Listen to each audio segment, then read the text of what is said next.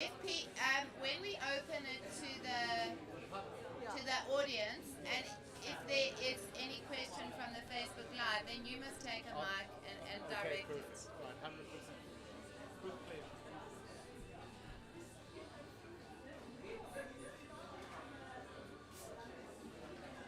Okay, you know what we need? We need a Snapchat filter. Like dogs. Yeah, no, we need like one of those ones where we actually. Bold glamour. But we've still got another. Yeah, I think close this on. These are all terrible. Oh, good one.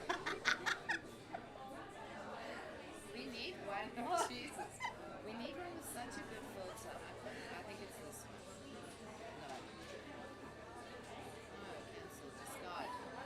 No, we don't like this. Don't send it to anyone. Discard. No, it's.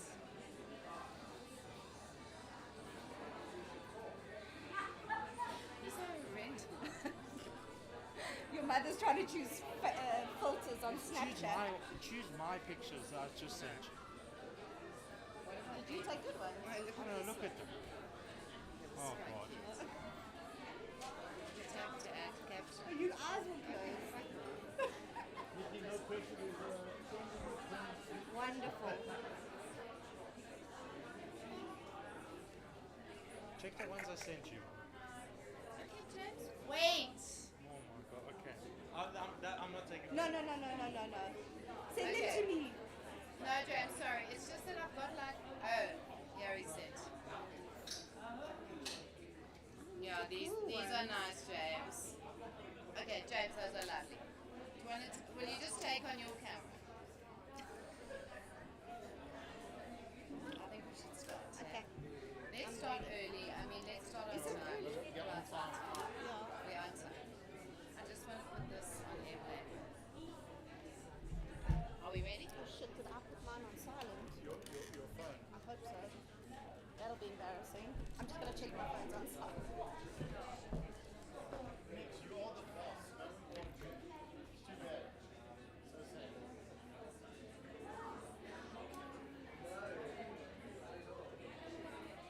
My jacket's under. Where'd you throw my jacket there?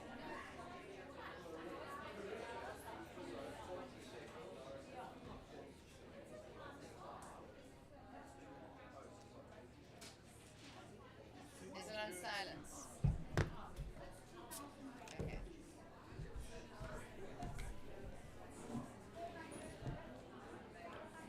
I have a whistle. Could I use it? No.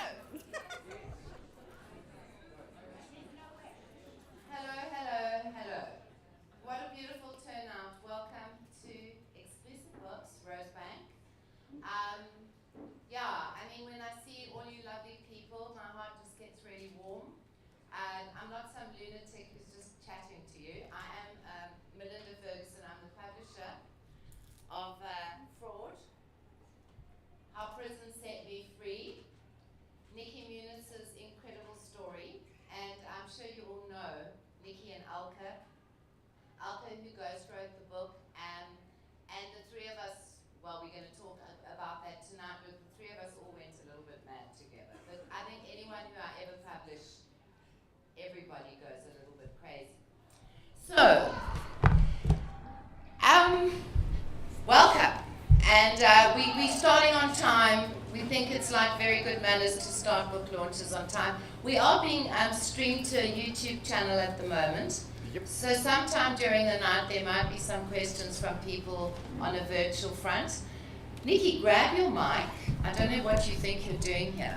I was Just sitting there. I thought my work here was done. No, it's just about to begin. Welcome, Nikki. Thank you. Jeez, can you flip and believe it? I can't actually. I mean, it is always a little bit unreal when and most people just see books on the shelf and they go, oh, look at that book. But nobody knows what it takes to make a book. I mean, unless you make a book, unless you become involved. And then I think there's a time when you're making the book where you're going, geez, why the hell am I doing this? Because there's so much work that goes into this thing. And it always looks so beautiful and compact and complete. but there's blood, sweat, and tears, and particularly this book. I want to talk, I'm telling you to grab the mic and now I'm talking. But I'm going to just tell you a little bit how this whole book happened. I'm a publisher and an author, but I'm also a writing coach. And I hold these online, I used to have live workshops, but that all died with the pandemic. So now it's all been online for the last few years. And Elke, I'm going to call you Cohen, okay? Okay. Because I keep messing your surname up, so I'm calling you, and your husband's smiling very wide. So Mrs. Cohen came to one of my workshops. Okay, Ms. Cohen, Scheinberg. Scheinberg. You see, I always call you Scheinberg, but it's Scheinberg.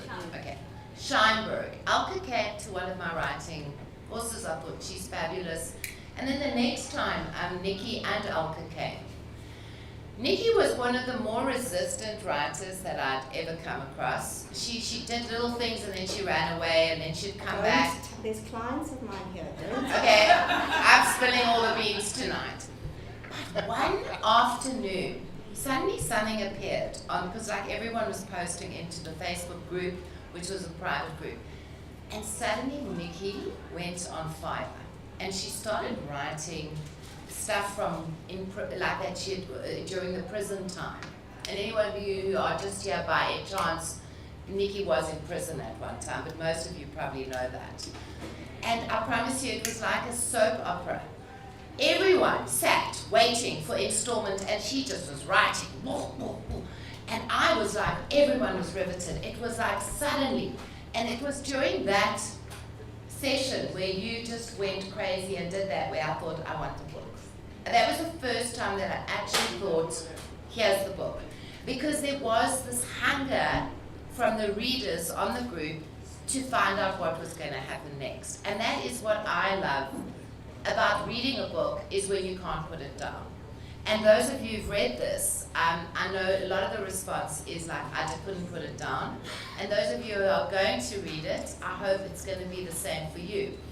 And so I then knew from the work that Elke was doing on the group, because I knew you weren't going to actually sit down and write it, because you were just too resistant. You're really telling all my secrets. So I got the two of them together, Elke and Nikki, and that's where the book, the idea came about, and I basically knew from the combination of you and Elke that something magical was going to happen. So now you've got it. How does it feel to actually see your book? Well, it feels completely surreal, and you know, I'm remembering that story of how we came on the writing course, and you know, I didn't really participate, and I think my struggle was that there were a lot of instructions, and when you said to me, ignore the instructions and just write, I was like, okay, I can do that. And this was something that I knew was inside and needed to come out. I mean, I'd asked Elke to write the book for me, with me, when like I was pregnant with my daughter, who's now 18. And obviously the time wasn't right, because if we'd written the book then, it would have just been darkness. The light hadn't come yet. And whereas I think it probably would have gripped people, you know, the content, I don't think it would have left people feeling very inspired, which is not the vision that we had for the book. So, like for me, the vision that I have is to inspire hope, and to know that there is always the possibility of change, and to empower yourself to be able to do that, no matter what the story.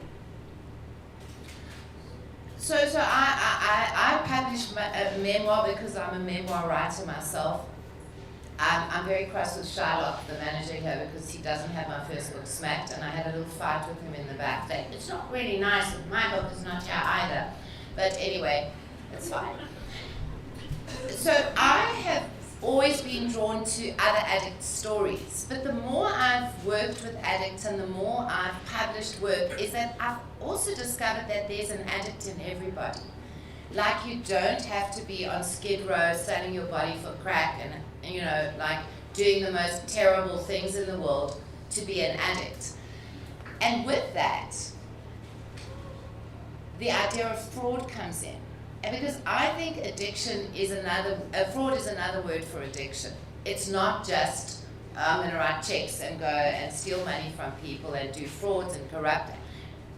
In many ways, we all in some way are living fraudulent lives, or had lived fraudulent lives, or trying not to live fraudulent lives. And some people might go, oh my God, I'm not, I'm like so real, I'm so real. And those people are usually the biggest frauds, sorry, in my experience. But what do you, like, we came up with this title, it was the obvious title, fraud, it had to be. What do you feel about that word in your own life? I couldn't have thought actually of a more perfect title, because I think that my whole experience in life was about what I showed to the world versus what was really going on for me. And I think one of the messages that we received that I posted on the group was, you know, I've known your family like your whole childhood and growing up, but I had no idea any of this was happening. And I think that, you know, I couldn't have shown people what was really going on. And so I showed the complete opposite. And I think that a lot of people do that. You know, social media is the perfect example. You know, we live in a land of make-believe. And if we had to share with people what we really felt or what we really thought, they'd be horrified, I think. And my whole experience and the work that I've been doing with Celia and continue to do with my clients is about helping people live in integrity and authenticity and to embrace who they are, because each one of us are unique and individuals. And if there's only one of something in the world, it's priceless. And yet all of us spend our time trying to be like everybody else. And so this book for me was the start of helping people embrace the fact that they're not like anyone else. And I want to go back to your early childhood, where I think the kind of the disorientation, because I think fraud and deception comes from in some way disorientation, when what should be happening isn't happening. And you speak, the book is, it goes very deep into your early childhood and your mother and your father's relationship and your dad, in many ways, just being this real victim in some way of your mother's rage and your mother. I mean, that must have been a hectic thing growing up in a family that on the outside was probably trying to look like a happy family, and inside everything was crumbling.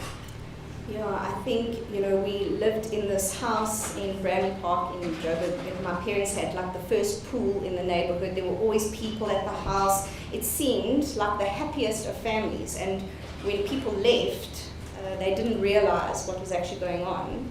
And, you know, for a while I think I thought it was normal, and then obviously realized that it wasn't, where, you know, there were plates being thrown at the dining room table. And there was my mother, you know, losing her temper and moving out and just abandoning us, and none of us knowing where she was. And then eventually getting to the point of berating my father and telling him what a loser he was, and that he couldn't make enough money to take care of the family. And it was a secret we all kept.